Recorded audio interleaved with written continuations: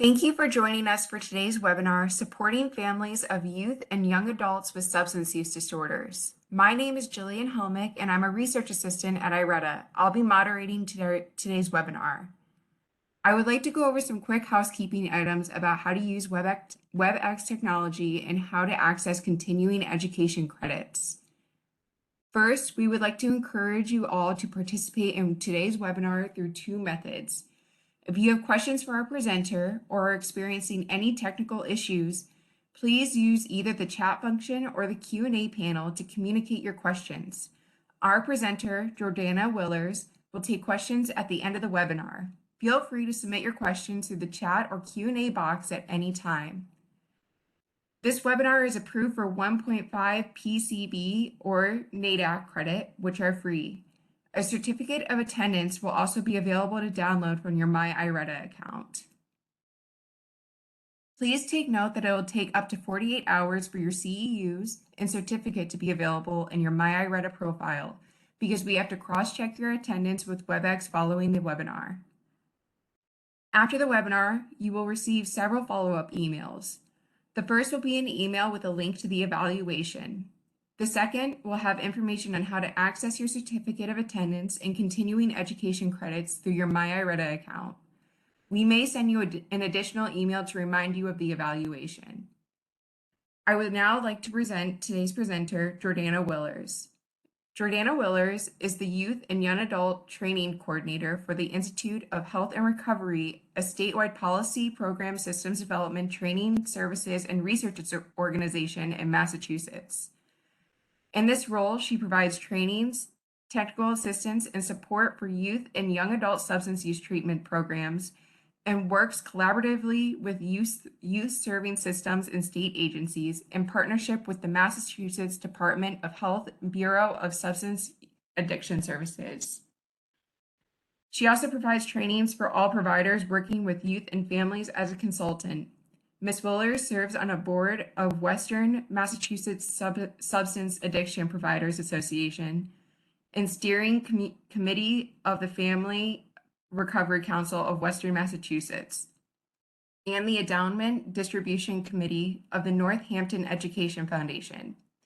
She has nearly 30 years experience working with youth and families with a focus on systems level change over the past 2 decades. Ms. Willers is a graduate of Wesleyan University and the Harvard University Graduate School of Education. She enjoys hiking and living in Western Massachusetts with her family. Please contact her to learn more at jordanawillers@healthrecovery.org. Okay, Jordana, if you're ready, I will hand things over to you. Okay, wonderful. Hi, everyone. Thank you so much for joining us for today's webinar. I'm Jordana Willers, and I'll be focusing on how we can best support families of youth and young adults with substance use disorders.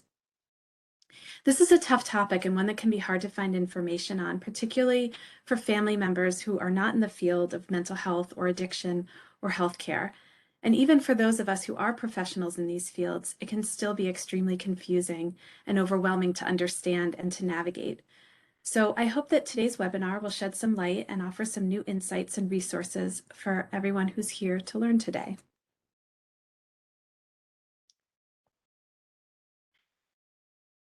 So during our time together, I hope that you will come away with an increased understanding of how families of youth and young adults with substance use disorders are impacted by addiction and the key challenges that they face. We'll also take some time to learn about important ways that we can support families in recovery, as well as evidence-based practices to help families reduce their loved one's substance use and help them get into treatment while also caring for themselves.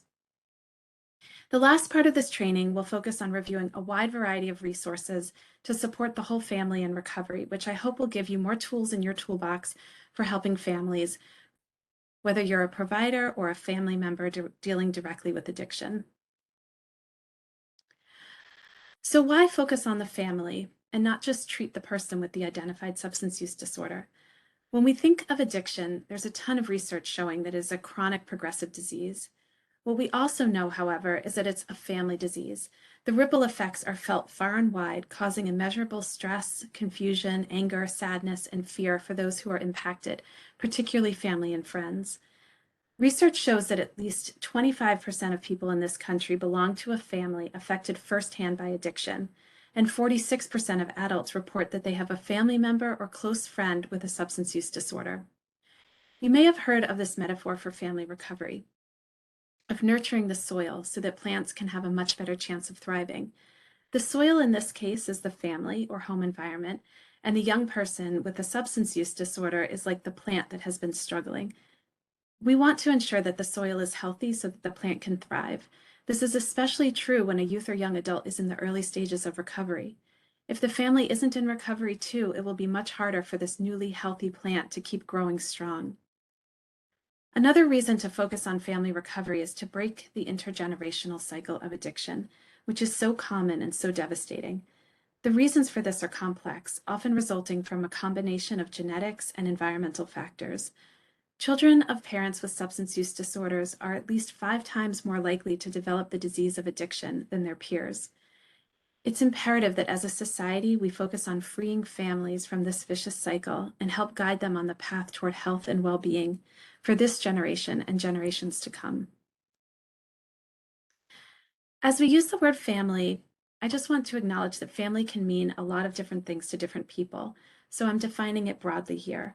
For example, when I refer to parents or caregivers, I'm also including grandparents who may be in a parental role, aunts, uncles, family, friends. Families come in all shapes and sizes. So when I'm talking about family, I'm not just referring to people who are related by blood or marriage, or only those who live together in the same home. Family can also be defined by the people who offer love and support to each other on a consistent basis. It's also important to recognize that the concept of family can bring up all kinds of emotions. For some people, family is a happy concept, and for others, it's very painful, especially when there's a history of trauma.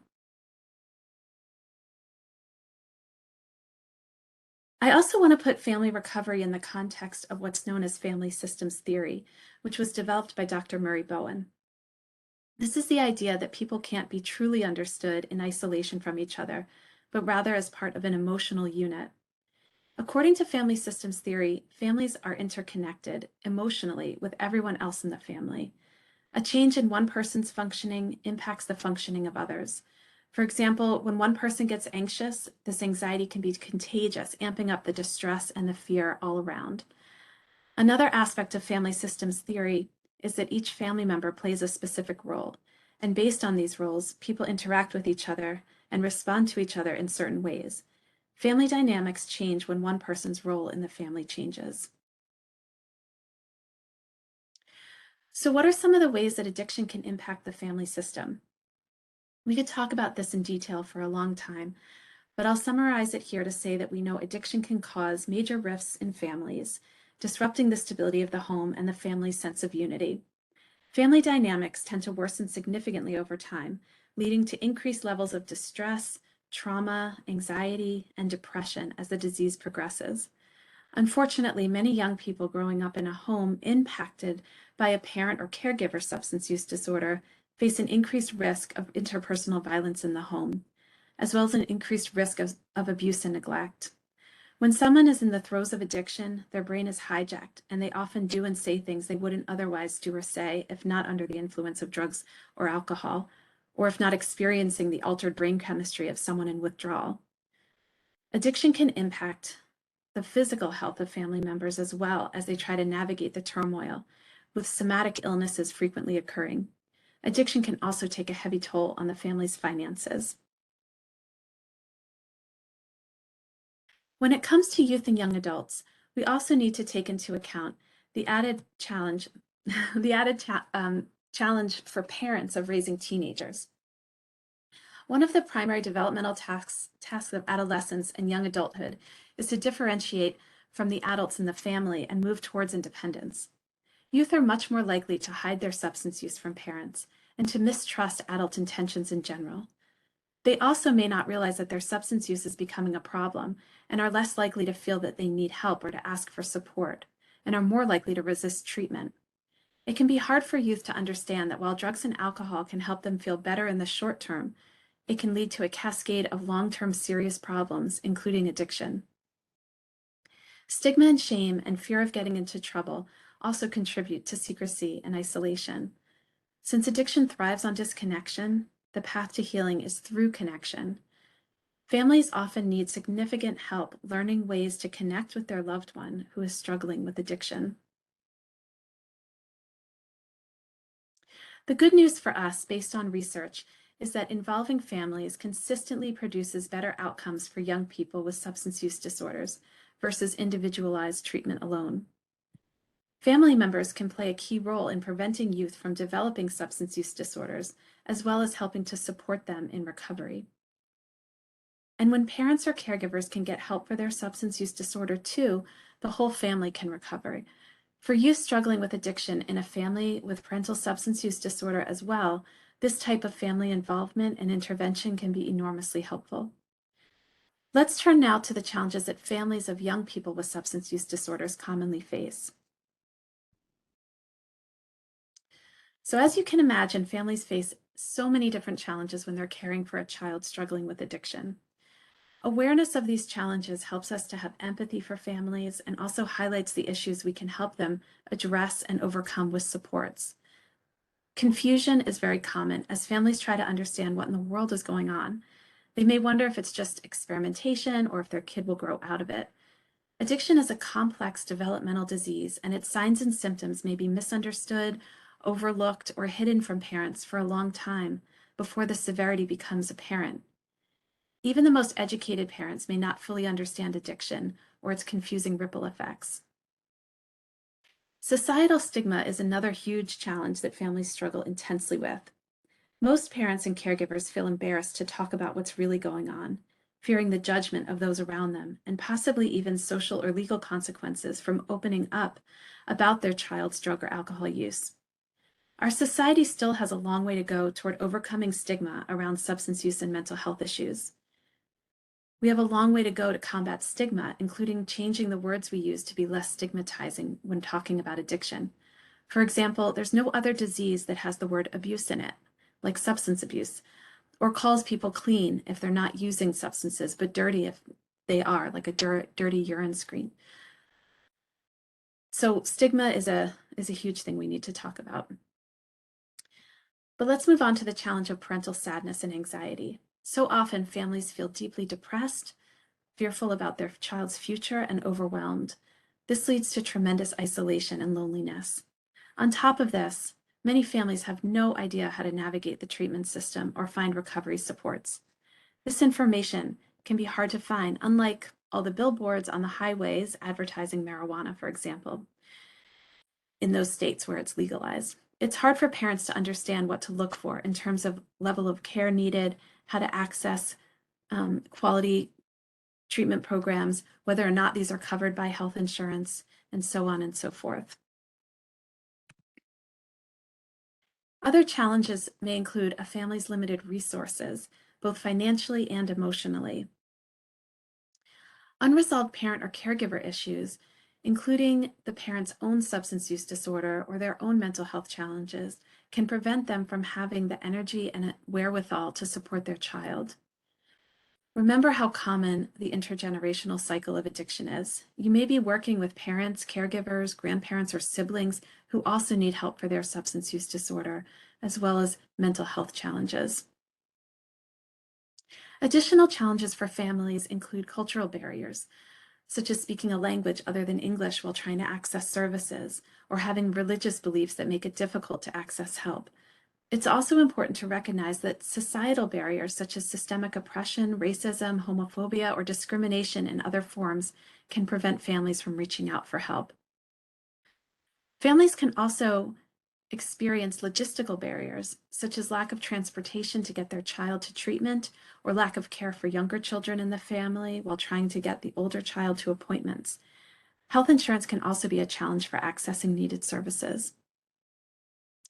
In addition, family members may be suffering from compassion fatigue, secondary trauma, or burnout from dealing with their loved one's addiction. This can present in a variety of ways, including physical exhaustion, an illness, stress, numbness, helplessness, and feelings of hopelessness. So I want to talk a little bit more about this secondary trauma piece. So secondary trauma is a major concern for families with addiction. This happens when caregivers feel overwhelmingly stressed and traumatized from trying to help their loved one who is suffering. Families can develop symptoms that are very similar to those of PTSD or post-traumatic stress disorder.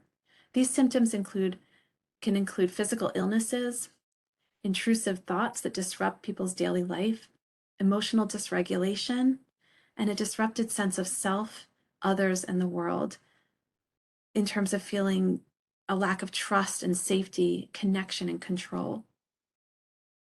Parents may feel numb from dealing with the crisis of addiction, shut down emotionally, and hypervigilant.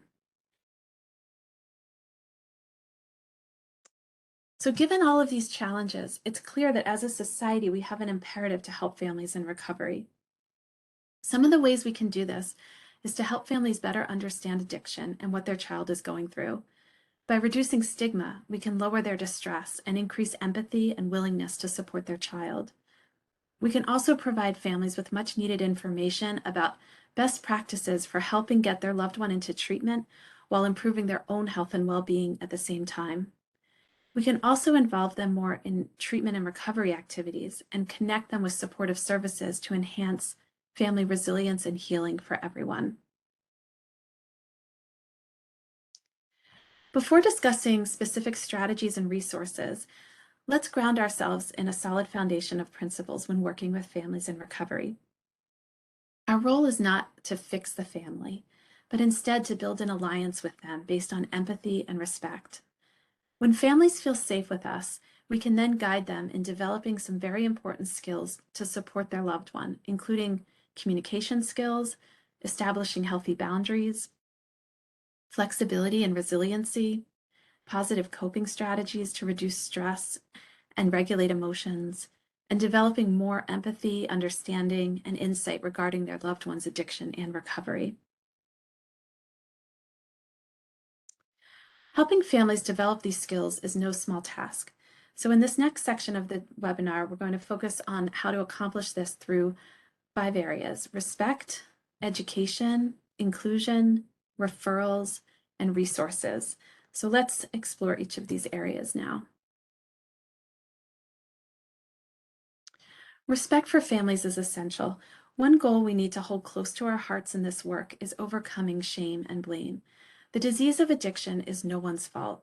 We need to focus instead on acknowledging how difficult the family's journey has been. The more we try to understand what it's like to walk in their shoes, the more we can empathize and offer them a compassionate space where they will feel safe enough to engage with us. It's essential that we try to be as non-judgmental as possible. This is also true in our work with youth and young adults with substance use disorders. You may have heard of motivational interviewing or already be trained in it. If it's new to you, I highly recommend further training. Motivational interviewing, or MI as it's called, is an evidence-based practice that helps people engage in substance use treatment and other healthy behaviors. MI offers an excellent framework for approaching families with the same respect that you would with clients. There are 4 key elements in the model: compassion, acceptance, partnership, and evocation. So I'm just going to speak very briefly about this because it is important. The spirit of motivational interviewing can help you engage families in the recovery process. In addition to compassion, approaching families with acceptance means recognizing their absolute worth and potential, their autonomy, and affirming their strengths. MI also emphasizes partnership. By truly partnering with family members as equals, we are establishing a mutual alliance and acknowledging their competency and expertise in their own lives alongside our own expertise. Motivational interviewing also emphasizes the importance of eliciting people's ideas and evoking insight within themselves. We know that when people are able to speak their own reasons for change, they are more likely to make those changes. Our role with families in recovery is to offer them compassion, acceptance, partnership, all while supporting their own motivation for taking steps to help their loved one and themselves find healing and recovery. So building on respect, we can then help families learn and grow through a stronger awareness and willingness to get educated in some key areas. First, let's help families get more educated about the disease of addiction, as well as helping them to better understand the recovery process, which so often includes relapse and the need for safety planning. Families also need help understanding the intersection between substance use and mental health and trauma, and how to best address co-occurring disorders. We can also help families learn how to navigate the treatment system and recovery supports, as well as how to get their loved one into treatment in the first place. And finally, we can educate families about the importance of self-care. So let's address these areas in a bit more detail. There's really no end to learning about addiction, but here are some key points you can make with families. The first is that addiction is a chronic family disease that affects everyone. Very few of us are taught about the neurobiology of addiction, how it develops over time, how the reward system gets hijacked, how it affects our dopamine levels and worsens mental health, what happens with tolerance, cravings, and withdrawal, what the signs and symptoms are. Families need to understand why addiction is not a bad habit or a moral failing or a choice, but rather a disease that's chronic, progressive, but also treatable. Because of neuroplasticity, there is always hope for recovery. The brain can develop new pathways, new neural pathways for healing. I can't underestimate the importance of being a harbinger of hope for families. They really need to hear that message, that addiction is treatable. As I already mentioned, this disease is no one's fault. Let families know this. You may have heard the 3 C's of Al-Anon. You didn't cause it, you can't control it, and you can't cure it. Shame and blame only perpetuates pain and suffering. Empathy and non-judgment, on the other hand, support healing and recovery. Another important area of education for families is around relapse. Relapses offer an opportunity to learn about triggers and to build in more supports moving forward. Families can learn how to prepare for relapse by taking harm reduction measures, which we will discuss shortly. Educating families around the importance of healing from trauma and mental health challenges is essential too. Co-occurring disorders are considered the rule, not the exception, when it comes to youth and young adults who are struggling with addiction. Guide families to learning more about trauma and mental health issues and how they can best support the holistic healing of their child through integrated treatment.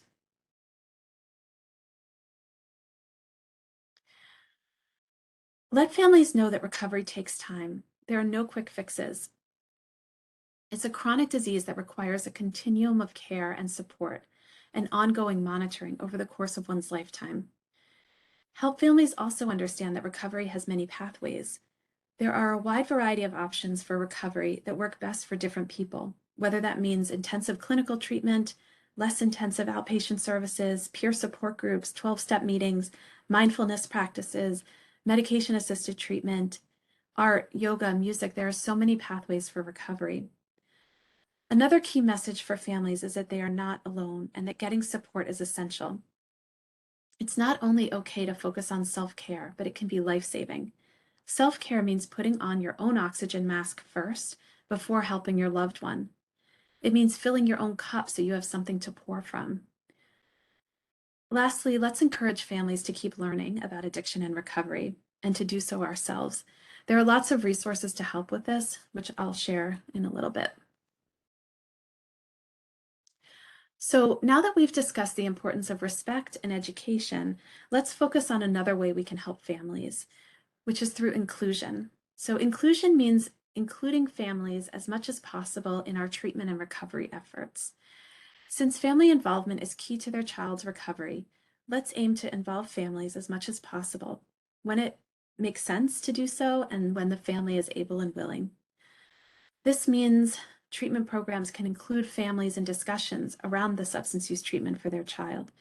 It means actively inviting families to participate in sessions with their child and therapist and in family meetings, and giving them enough notice so that they can rearrange their schedules to be there. Inclusion also means helping families to address the barriers they face to engaging in this work and supporting their child in treatment. For example, do the families have a way to attend the sessions, or do they need help with transportation? Do they have any language barriers or cultural differences that may present challenges to their involvement? And how can you problem solve this with them? Helping families resolve childcare considerations for younger siblings can make a huge difference as well. Or perhaps the parent has a physical disability, but you can meet with them virtually instead. Working with the family to address as many barriers as possible to inclusion is important for the long-term success of the youth and family in recovery. When we do include families, let's offer them a warm, inviting, trauma-informed space that is welcoming to families from all backgrounds. Another key strategy to supporting families is to make warm referrals, helping connect them with resources to support their own journeys of recovery. This may mean helping them access supportive services such as outpatient counseling, as well as resources to meet their basic needs in areas such as housing, food, healthcare, safety, and social services. I just want to define what I mean by a warm referral as well. A warm referral is one that meets the family's needs while helping them to navigate systems that may be unfamiliar, overwhelming, frustrating, and even triggering. It means taking time to walk them through the process, sometimes step by step, to ensure that they've connected with someone who cares on the other end. This really does make a difference. Warm referrals can also help families navigate their child's aftercare plan for treatment and recovery. The more we can support a family as the young person transitions from one program to the next, the greater the chances are that the youth and family will have the supports needed to maintain their recovery over time. The more you can provide a warm handoff, the more successful the aftercare plan is likely to be, as well as referrals for families in other ways. Now let's move into the area of family recovery resources, which hopefully will give you some concrete tools in your toolbox to pass along to families. There are several categories of resources that I hope you will share, including best practices for families to get their loved one into treatment, peer recovery support resources for families, resources to help families continue learning about addiction and recovery, and resources to help families with their own parallel process of growth and recovery.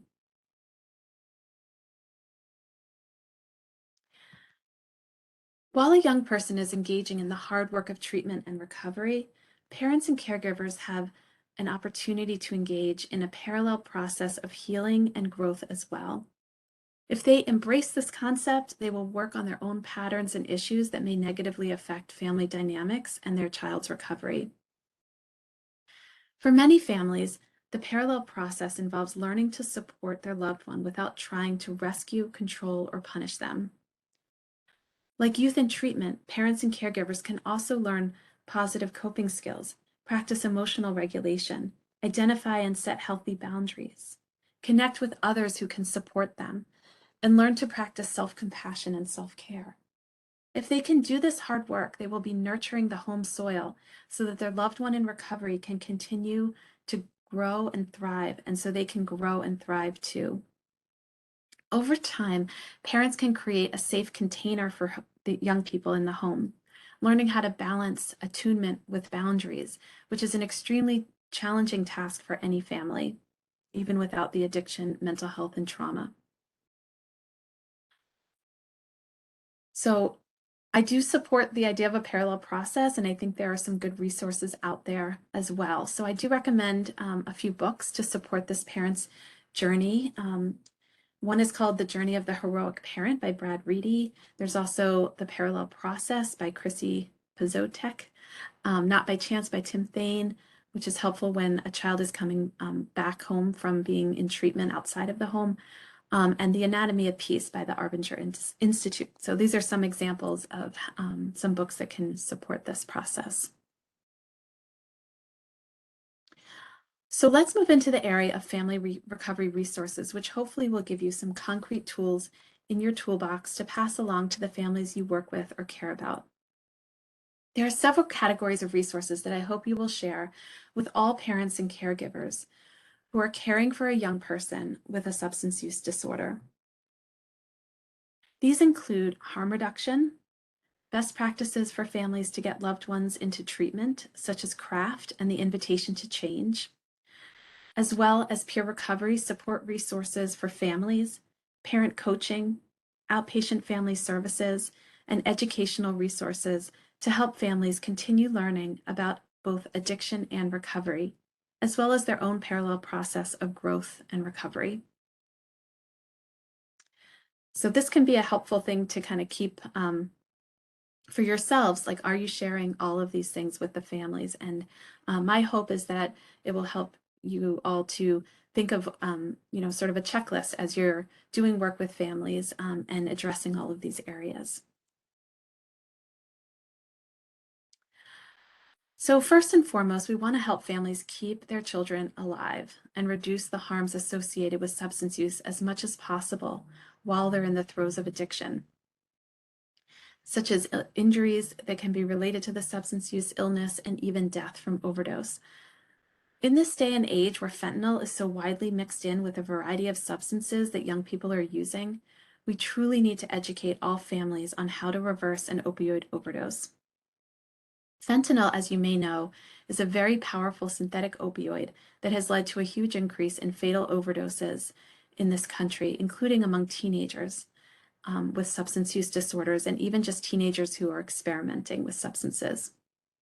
Please encourage all families to learn how to use naloxone, which is more commonly known by its brand name Narcan. This is the medication that can reverse an opioid overdose. Also, let families know that they should get training in the steps to take in an opioid emergency, including calling 911 right away. Also, help families know where to get Narcan kits so they can keep them on hand. Another way you can help families is to work with them to create a family safety plan in case of a substance use or mental health crisis with their loved one. Also, please talk with all families about the importance of creating a safe, recovery supportive environment at home for their child. It's important for families to role model not using substances at home when their kid has a substance use disorder, for example. Also, parents should lock up any substances in the home, including any drugs, which also includes marijuana, as well as alcohol and other potentially dangerous substances, such as prescription opioids, which may be sitting in the medicine cabinet. So families should really be aware of how important it is to minimize access to substances and role model the behaviors and support their recovery that way. So next, let's talk about family recovery models that actually work. Imagine if there was a proven way, proven by research, that would not only reduce your loved one's substance use, but help get them into treatment. What if there was a way to do all of that and reduce the family member's own pain, anger, and worry while improving their own well-being? Given all the challenges that families face when their loved one is suffering from the disease of addiction, it's really amazing that we now have a model for this called CRAFT, which stands for Community Reinforcement and Family Training. So very, very happy about this. In addition, another model has been developed called the Invitation to Change approach. So this has been developed to empower families to gain the CRAFT skills through the compassionate, evidence-based approaches of motivational interviewing and acceptance and commitment therapy, also known as ACT. So I'm going to talk about these two models. So let's talk about CRAFT, which stands for Community Reinforcement and Family Training, and what the key principles are in this. And I will mention that the Partnership to End Addiction, which I'll talk more about in this training, you can find them at drugfree.org, and they have a really good introductory video to these CRAFT principles. So I just want to start by saying that CRAFT has been carefully studied in 6 clinical trials and has been found to be the most effective approach of its kind for helping families in recovery. So all families should be informed of the CRAFT model. Please talk with your families about this and guide them to resources that will help support them in learning these skills that are proven to work, which we'll review in a moment. So let's discuss what's at the heart of CRAFT. There are 5 key principles, which I'm going to go over briefly. So the first is that behaviors make sense. By understanding why young people are using substances and how the disease of addiction impacts their behavior, we can have more empathy and help to better support them in moving toward recovery. It is really important that we understand the needs of our young people and how substances fits into that, and how the behaviors that they're having around that, meeting their needs, and also what happens when someone's struggling with addiction. Helping parents understand that is hugely important for their understanding of what's happening with their kid.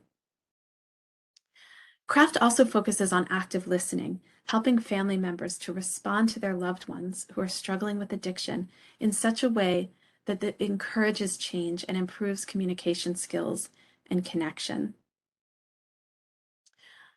CRAFT emphasizes the importance of positive reinforcement as well. So this is a key principle. Positive reinforcement can help parents to focus on what's going well for their child versus what's not going so well. So examples of positive reinforcers can include a hug, a compliment, planning a fun activity together, or a favorite meal. It really depends on what's rewarding to that young person. The reward should be obviously substance-free and healthy, and continue to encourage them in that direction. Another principle in CRAFT is natural consequences. So this having natural consequences helps parents and caregivers to establish healthy boundaries with their loved ones, while allowing other people in their child's life, such as teachers or employers or mentors or coaches, probation officers, etc., to provide boundaries around their child's substance use. So a parent, for example, might decide not to wake their kid up to get to work or school if they've been using substances the night before. It's the child's responsibility. Usually they get up and go, but they're not doing it because of their substance use. So there are going to be some natural consequences, and this is very hard for families to have those boundaries, because in the short term it can make things really hard, but in the long term, it's allowing that young person to develop the skills and have more motivation to make those changes. And finally, we have another principle here, which is the principle of self-care. And this is essential for families to learn ways to role model healthy coping skills and self-compassion while also improving their own health and well-being. So these are the key principles. And now I'm just going to talk about the invitation to change and what the key concepts are there. So the invitation to change approach came out of the work being done over many years to try to get the word out about the CRAFT model, and realizing that one of the challenges for families to use CRAFT has to do with how willing and able they are to actually implement the CRAFT principles.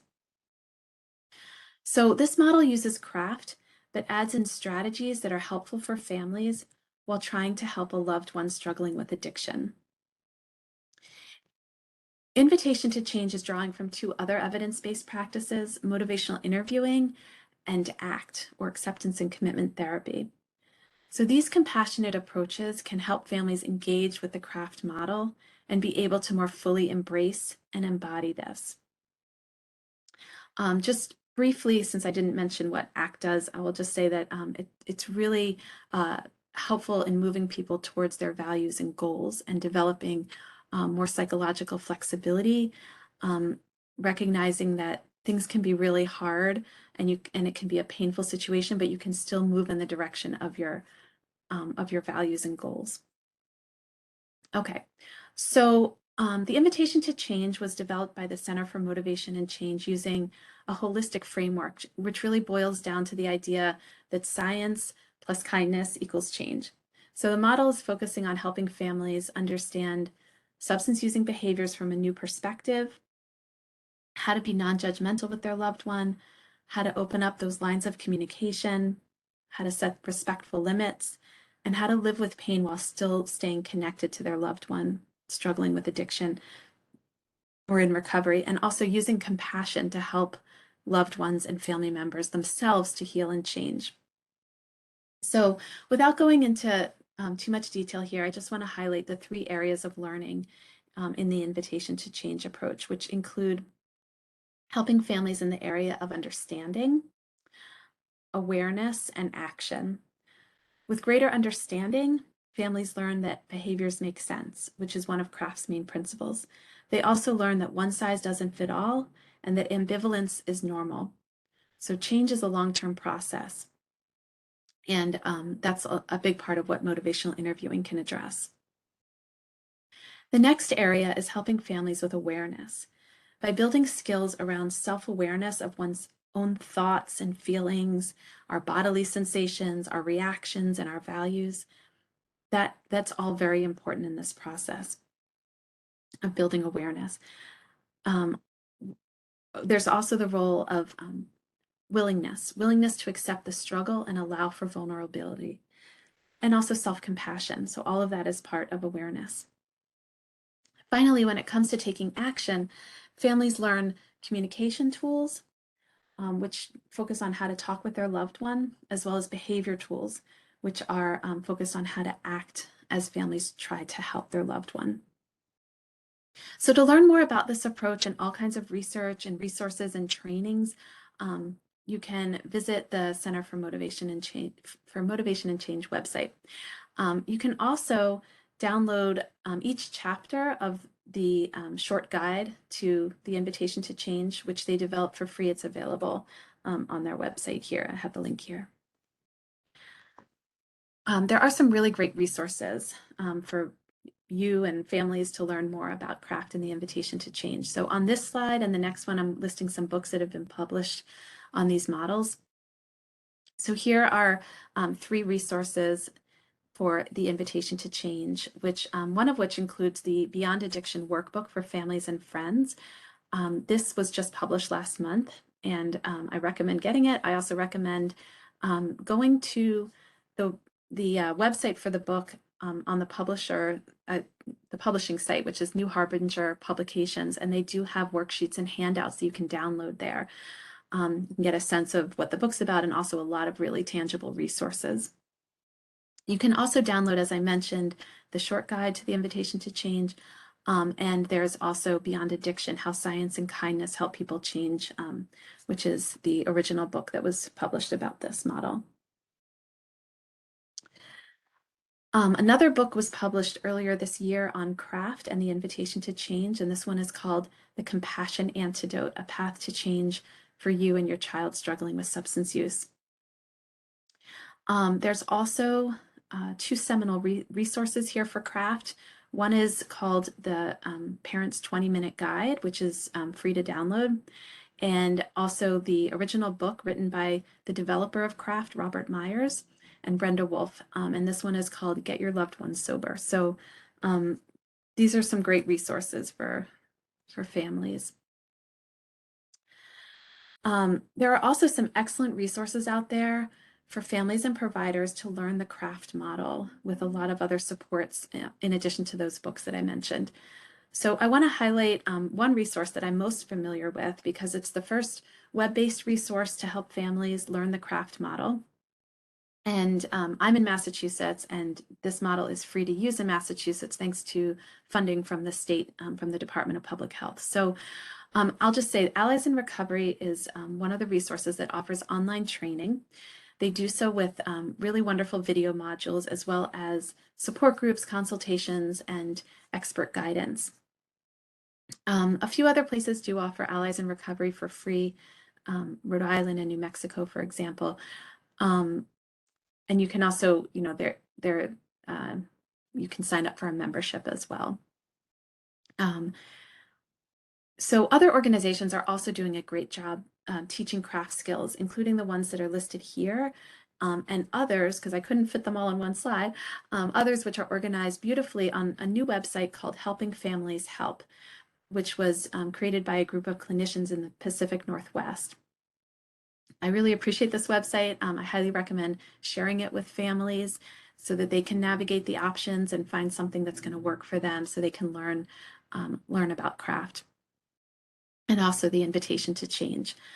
One thing I found on the Helping Families Help website that I think is really wonderful is they have a list of ongoing groups for families who are using the craft model.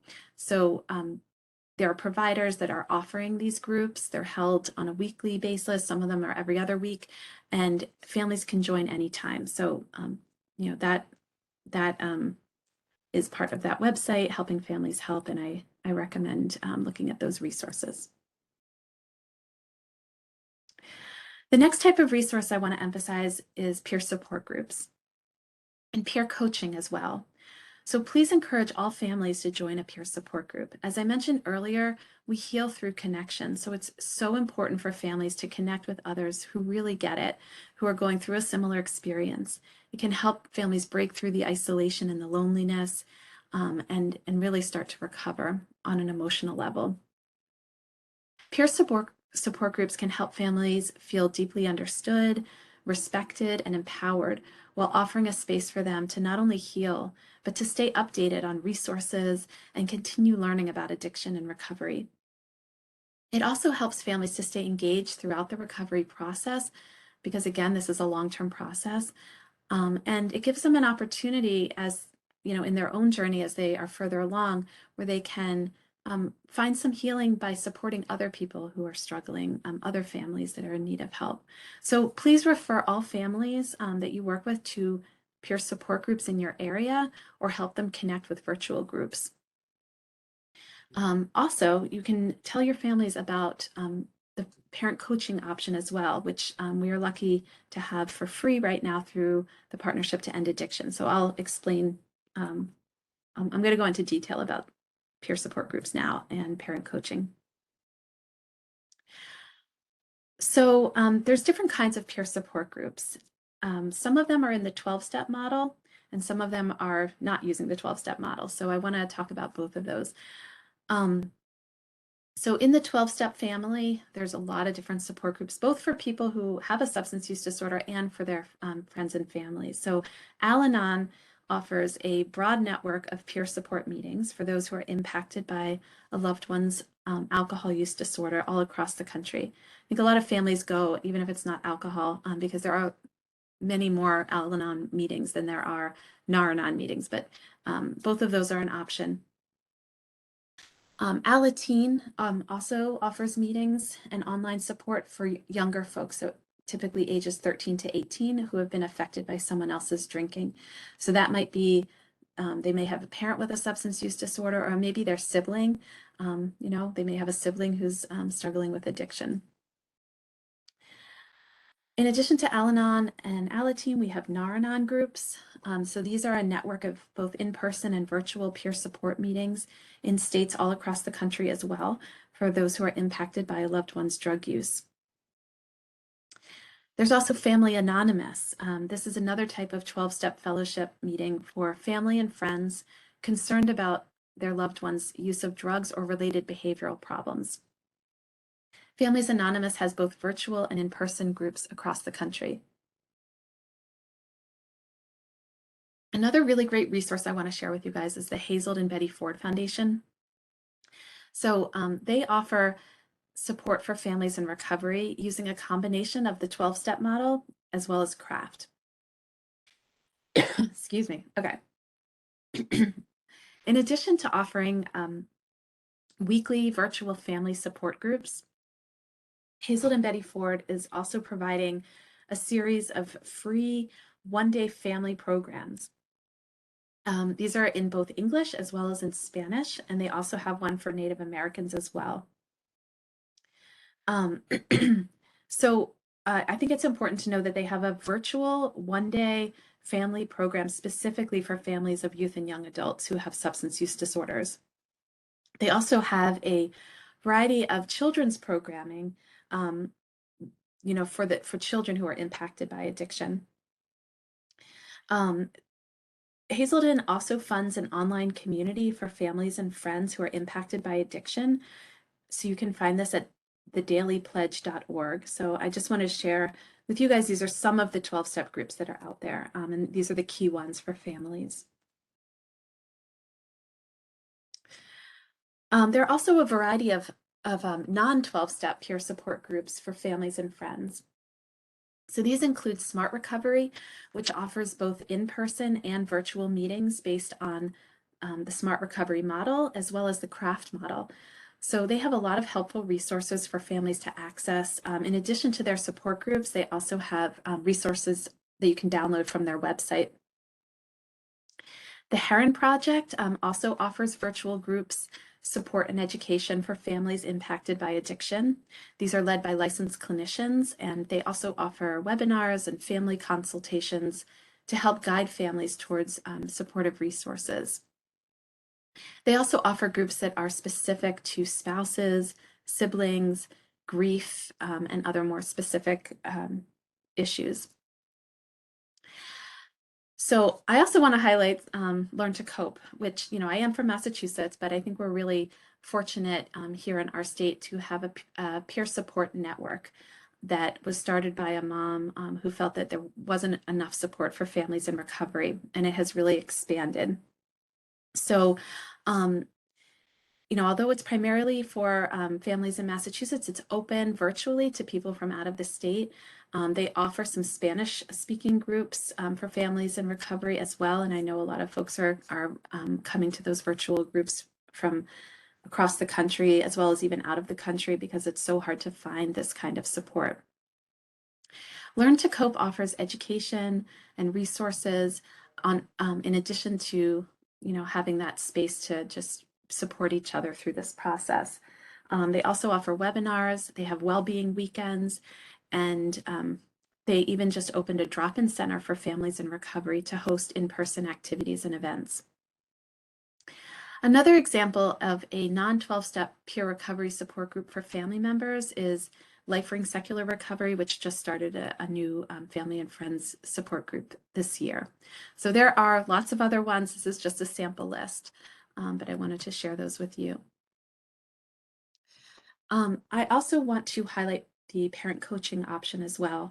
The Partnership to End Addiction offers an interactive online parent community and a free parent coaching program on the national level. So parents with lived experience are available to support other parents and family members trying to help their loved one who's struggling with addiction. A network of parents in states across the country have been trained to facilitate this program as parent coaches. It's a peer-to-peer shared experience model that's using the invitation to change approach. They work with families typically for a 5 to 6 week period. So it's a short-term intervention, but it's a great opportunity to get some really good information and emotional support so you can continue in that journey.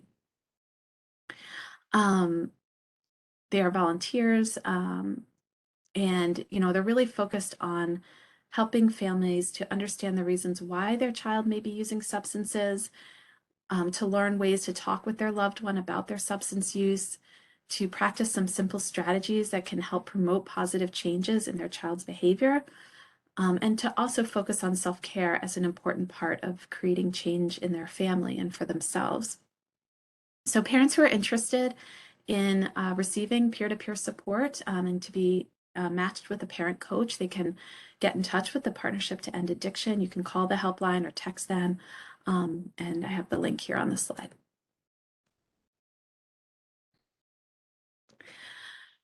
There are also more specific types of peer recovery supports for families going through such traumatic experiences, unfortunately, as the death of a loved one due to substance use. So if you know anyone who has gone through this, please do share grief support resources with them. On the national level, we have groups such as GRASP, which stands for Grief Recovery After a Substance Passing. You can also learn about more resources from the Partnership to End Addiction. And some states, such as Massachusetts, they have a separate organization that's really dedicated to helping people find grief resources and local grief support groups. So I did include the link for sadad.org, which is, and they do have a lot of resources that are not just for Massachusetts, but can, to share with families as well. All right, and then grandparents raising grandchildren. This is another population that can benefit from more specific peer support. So, so often there's a parent who has a substance use disorder and the grandparents become the legal guardians. And a lot of times the kids also then develop a substance use disorder. So please refer grandparents to local or virtual support groups. And I put a link here for a resource that can help grandparents raising grandchildren who are impacted by substance use. In addition, co-occurring disorders is extremely common. So you may want to refer families to mental health peer support groups for family members. We are fortunate to have NAMI in this country. So NAMI is the National Alliance on Mental Illness. They're an excellent resource, and they have statewide chapters. You can look on the NAMI website and find your state website for NAMI as well, and find out about all of their offerings for families in terms of peer support and other resources as well to support a loved one struggling with a mental health disorder. And then one other thing I just want to mention in terms of this family of peer support groups is that there are a lot of online groups out there as well. It can be harder to know how these are being moderated, but sometimes that is, to have support that is, not in person, face-to-face, whether that's face-to-face, physically or virtually. But there are some really good opportunities out there. So I do want to just mention one is called Magnolia New Beginnings. They do have people moderating who are trained in craft, and they also offer support groups online for specific issues such as grandparents raising grandchildren, those who've suffered the loss of a loved one due to addiction, a sibling group, things like that. So just mentioning online support groups. All right, so now we're moving into another category of resources here, and that is outpatient family recovery services. So what I want to talk about here, and I'm going to talk about it briefly, just given the amount of time we have today, but there are several outpatient family recovery practices that are evidence-based, meaning that they have been proven by research to support families while also reducing youth substance use. So these include CRAFT, which we've talked about, Acra, Arise, and brief strategic family therapy. So I've listed the websites here so you can learn more about each of these models. And I'm also including here 2 promising practices, meaning that they are in the direction of being evidence-based and they're still being researched. One is multi-systemic family therapy and the other is multi-dimensional family therapy. So for all of these models, there are some things they have in common. They are focusing on both the individual, the young person in the family, and the whole family, and working on recovery and healing for all. They are all trying to remove the shame and the blame and the guilt. They're focused on empathy and helping all family members to learn skills. So coping skills, for example, communication skills. They're focused on building the resiliency of both the young person and the family members and strengthening the connections between them to support the whole family in this healing process. So I'm not going to go into depth about these models except for one, which I have a lot more familiarity with. So this is called Acra. Some people also say ACRA. It stands for the Adolescent Community Reinforcement Approach. So this approach has been adopted in the state of Massachusetts statewide. So we now have a network of trained providers and programs that are offering this evidence-based program with the youth and young adults and their families in community-based settings. So Acra is a brief treatment program. It typically lasts around 3 months or so, and it's supporting young people ages 12 to 24. They can engage in recovery at any stage of change while also involving their families. So it can be appropriate for someone who, is early in their recovery and hasn't been to a treatment program yet. They could also work with young people who have already been in more intensive treatment like detox or residential and are coming back to the community. Acra focuses on promoting abstinence and positive social activities, as well as positive peer relationships and improved relationships with family members. The overarching goal of Acra is to support a recovery-oriented lifestyle that is more rewarding than using substances. Acra also teaches coping skills and life skills such as problem solving, communication skills, and conflict resolution skills.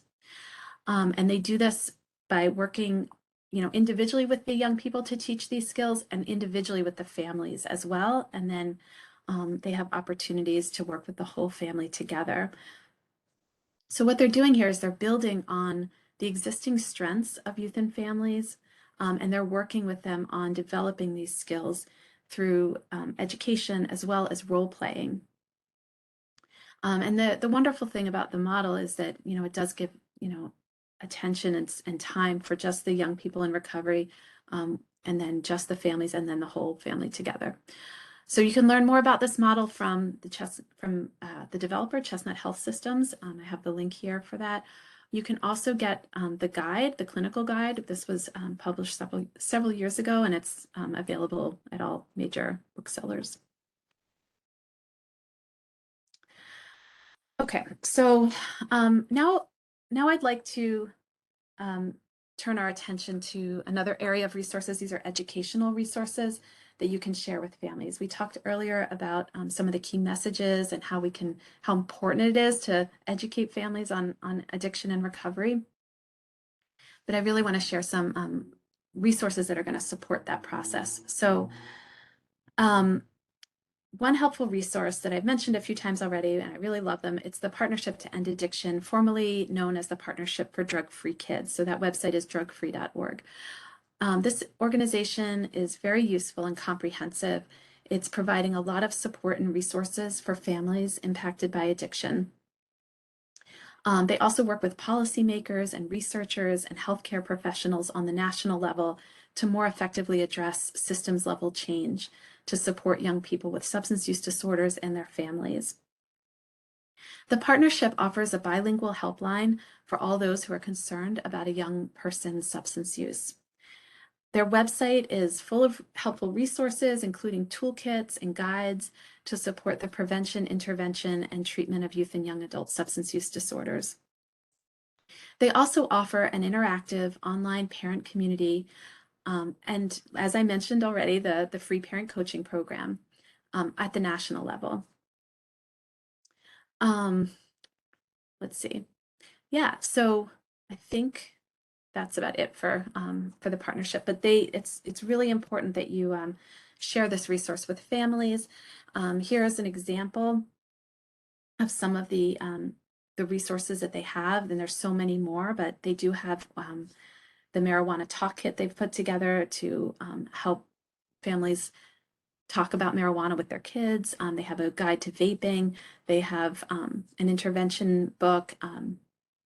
One of the resources that I listed on a slide at the end of this presentation is really about how to navigate treatment and what to look for as a family. They have also one on understanding opioid use, including heroin and fentanyl. So those are just some examples. So please do, share these with families.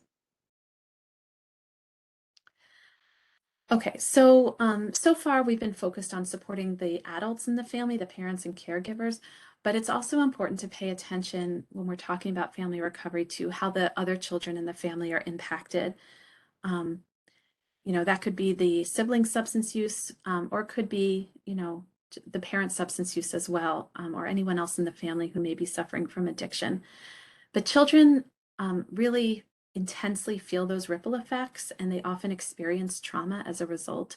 That would be a whole separate training to talk about the impact on kids in families, but I do want to share some resources. So several organizations are working on supporting the whole family in recovery, including the ones that are listed here.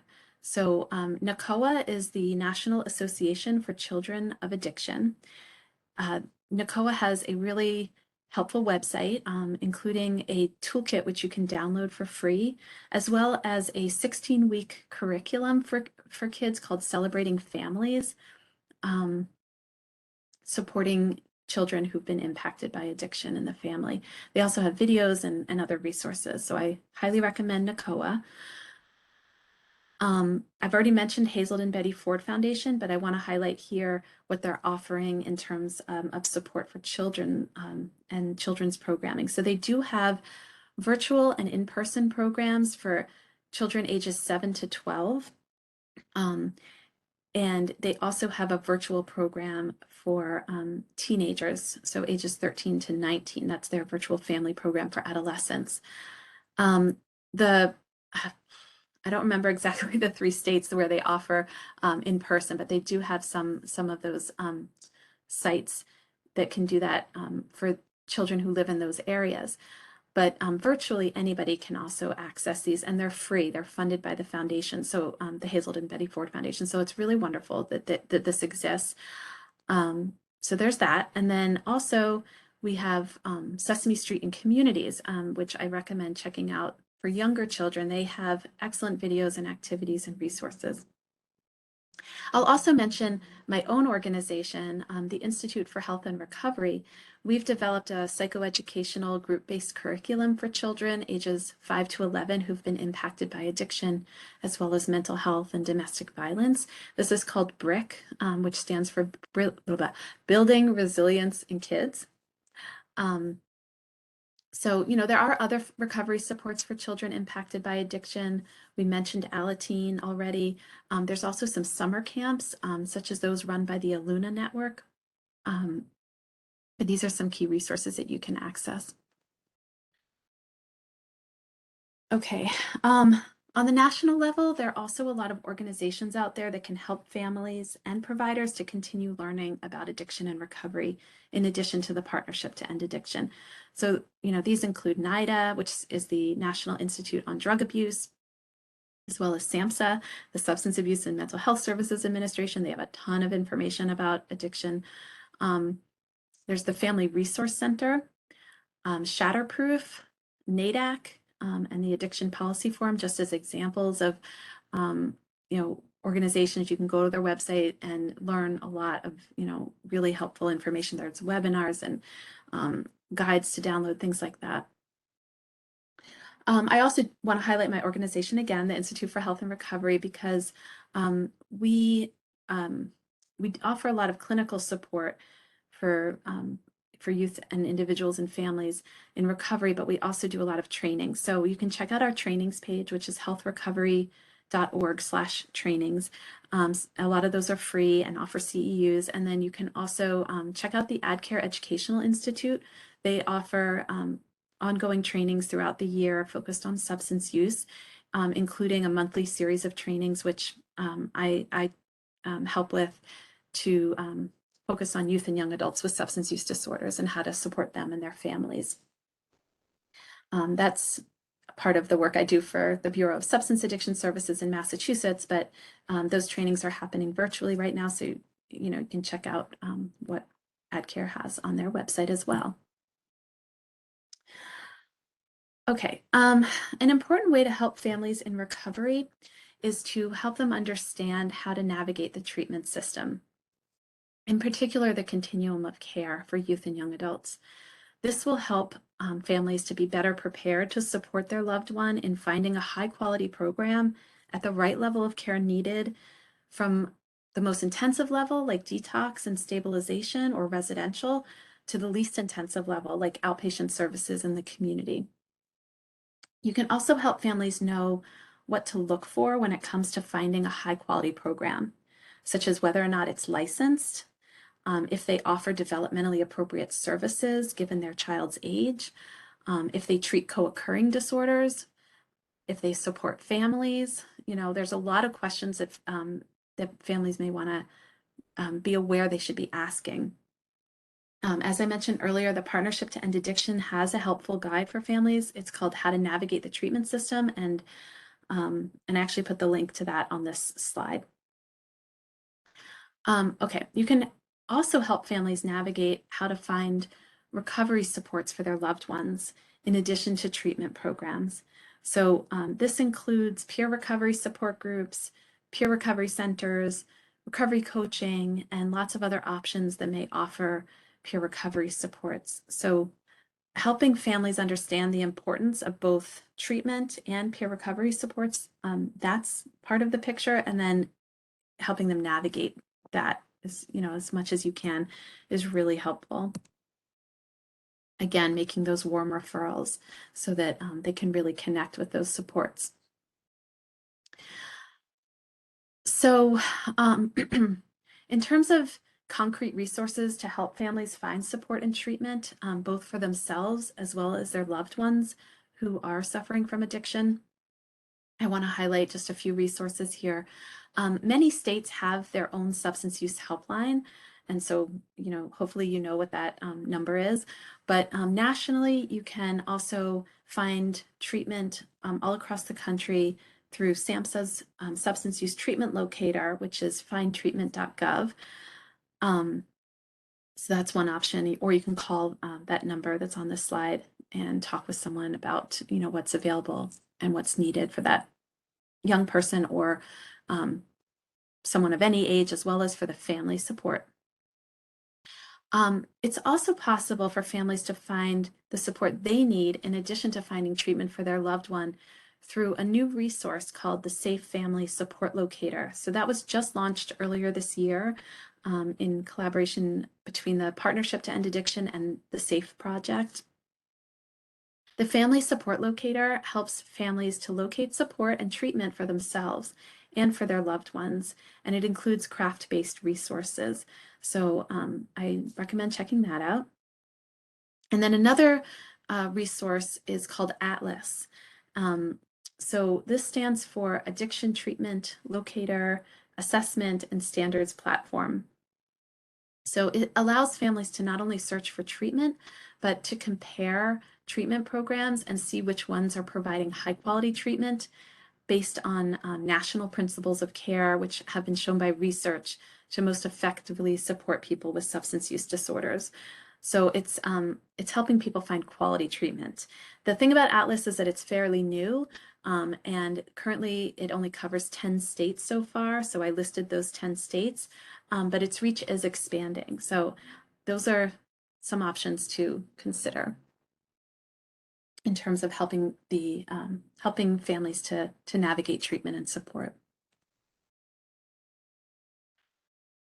So before we finish this training, I really want to highlight some recommendations for programs. So some of you that are learning are family members, and some of you are providers working for programs that may be serving youth and young adults with substance use or co-occurring disorders. Or you may be providers who are working with youth and families in other ways. But I do want to make a few key recommendations. So let me just put these up here. Okay. So I highly recommend that all programs develop a family recovery resource guide, even if it's just a one-pager with key resources, something that you can share concretely with families. The earlier they get this information, the sooner they can connect with resources that could be essential for their recovery. So, maybe you can take some of the information from this training, for example, and put it in a guide and find some of your local resources and add those in. All of that's really important. Please support staff training on topics related to family recovery and how we can best support families in the work that we're doing. You can share this training with your staff, since it's going to be recorded and available through IRETA.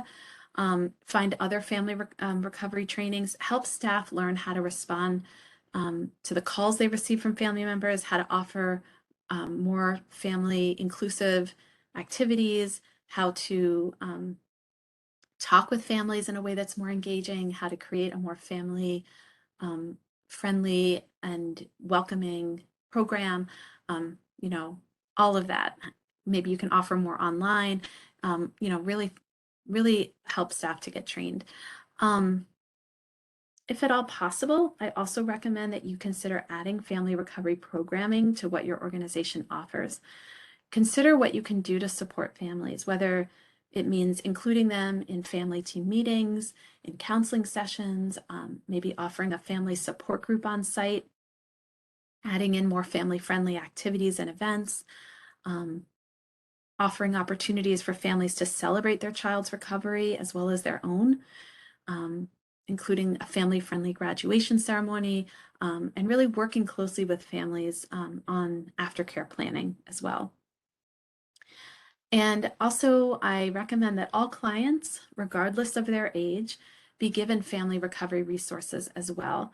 So one way to do this is to include these family recovery resources in a client policy manual, for example. A lot of high quality treatment programs have a manual, so it's very clear what the policies are that people are given when they enter treatment. So if you include family recovery resources in that, people will have those and they can share them with their family members as well and know that you guys are trying to, make an effort to support families in recovery too.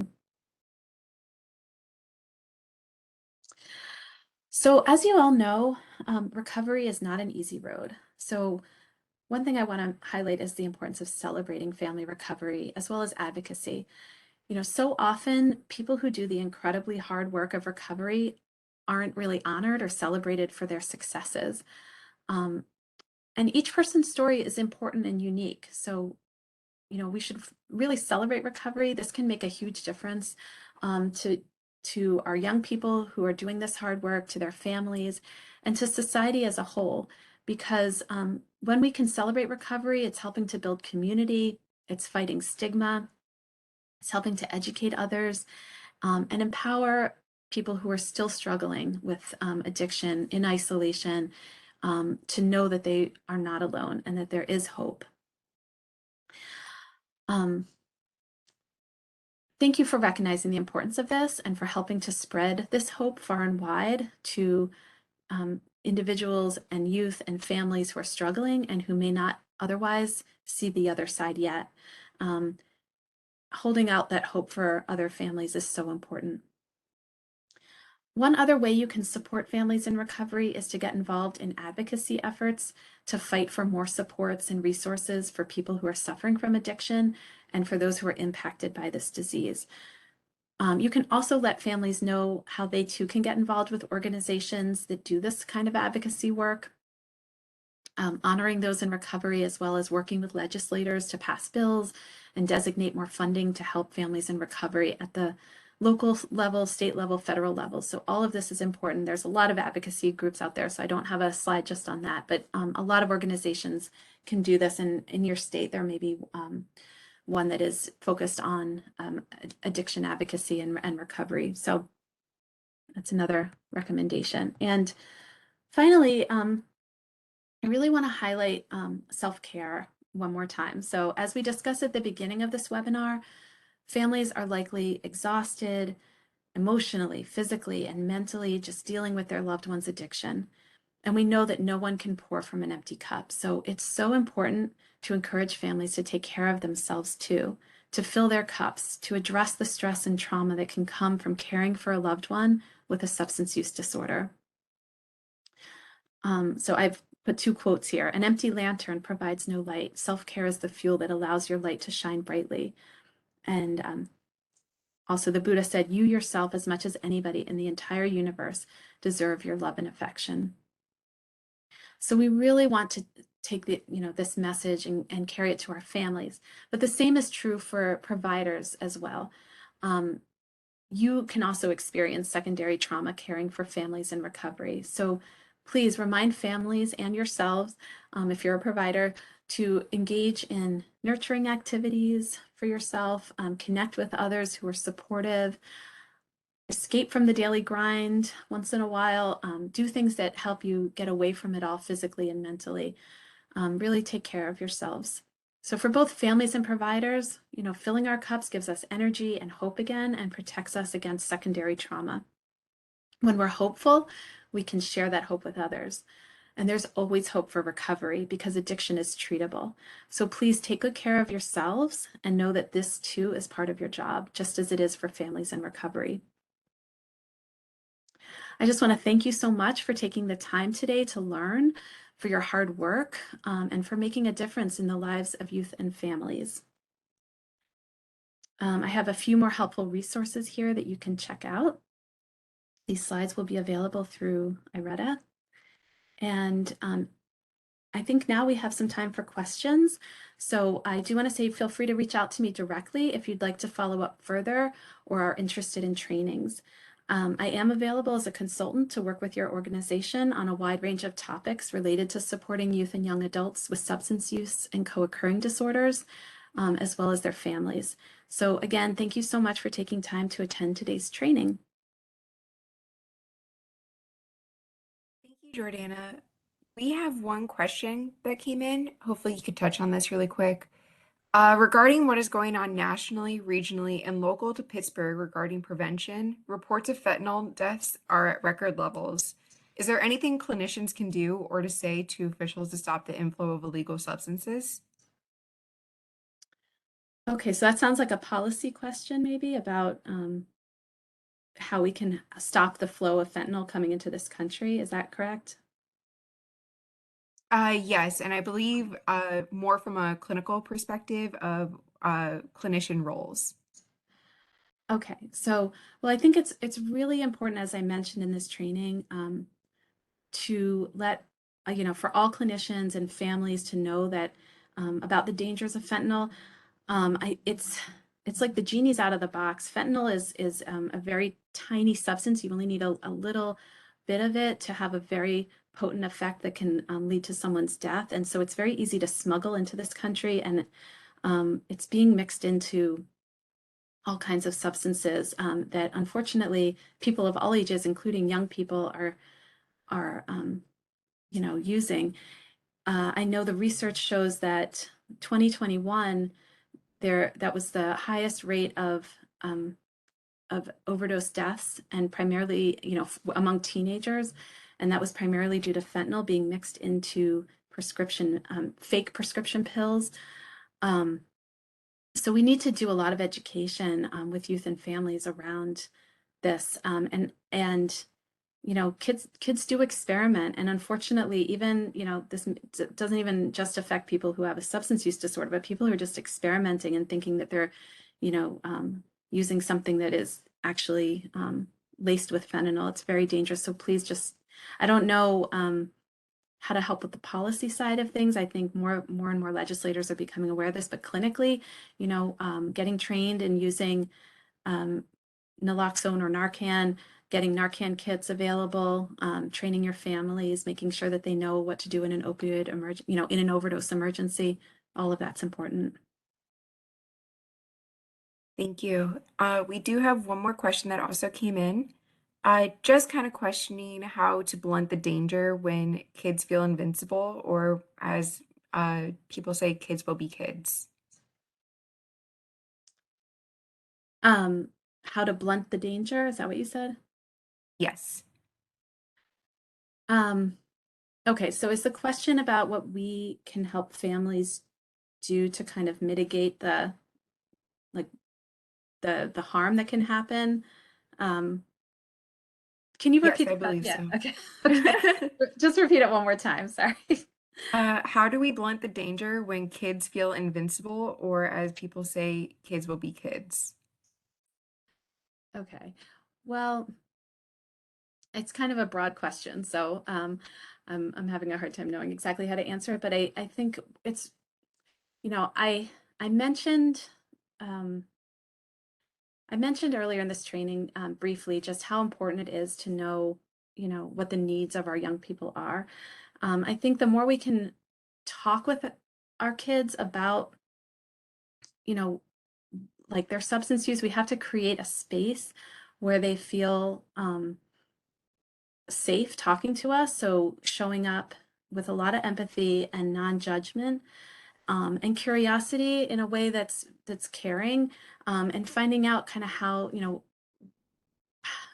how their substance use is somehow meeting their needs. So I don't know when you say blunt, like I'm not quite sure what that means, but I think what we really want to do is be able to recognize that young people, have needs that they're trying to meet. If they have a need for more risk, kids developmentally are at a stage where they are more impulsive. Their reward system is fully developed, but their prefrontal cortex is not fully developed until their mid-20s, and so they're more likely to want to engage in more risky behaviors. So maybe helping them figure out what are some more safer risks other than using substances that would still be fun and exciting and interesting to them. It's really, helping them also figure out coping strategies that are safer. 'Cause a lot of kids are using substances to self-medicate. So I don't know if I'm answering the question, but are there any other questions? Uh, Thank you. I do not believe that we received any other questions, so thank you all for all your great questions, and thank you to Jordana for such a great webinar. We would like to remind all participants that a PDF of today's PowerPoint, along with the recording of today's presentation, will be uploaded to the webinar library located on IRETA's website sometime in the next week. I now want to remind you of our evaluation and CEU process. You will receive several follow-up emails from us. The first email will include a link to the evaluation, and the second email will include step-by-step instructions on how to obtain CEUs. Please note that it will take up to 48 hours for your CEUs to become available because we have to cross-check your attendance records. We would like to especially request that you fill out our evaluation. It should take no more than 2 minutes of your time. Again, we want to thank everyone for taking time out of your day to participate in today's webinar. If you have any questions at all, please email us. The email address is info@ireta.org. And with that, I conclude the webinar. Thank you and have a great afternoon. Thank you. Take care, everyone.